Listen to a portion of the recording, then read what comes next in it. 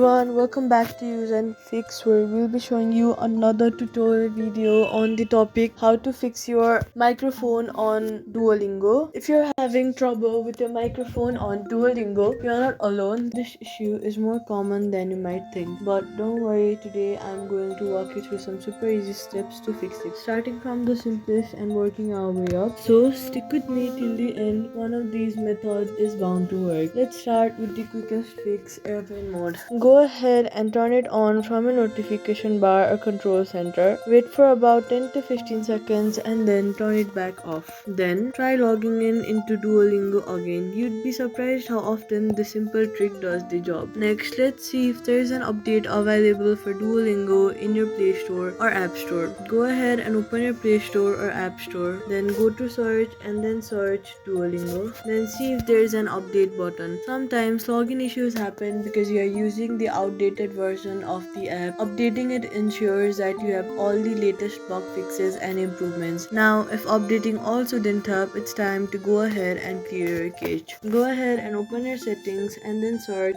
apps. Then click on the option of apps and then scroll down until you see the option of Duolingo. Now again scroll a bit down, then you'll see the option of storage, and now on the bottom right corner of your phone you'll see the option of clear cache. So hit the option of clear cache. If you're using iPhone, the closest solution is deleting and reinstalling the app, which we'll get into in a second. And if none of the previous methods help, it's time to go ahead and delete the app Duolingo from your phone and then reinstall with all the latest files and settings. In many cases, this is the final fix that solves stubborn problems and many more. And there you go, one of these methods should have helped you get back into your Duolingo account. If it did, let me know in the comments and give this video a thumbs up to help others too. And hey, if you like simple tech fixes like this, consider subscribing. Thank you so much for watching and I'll see you in the next one.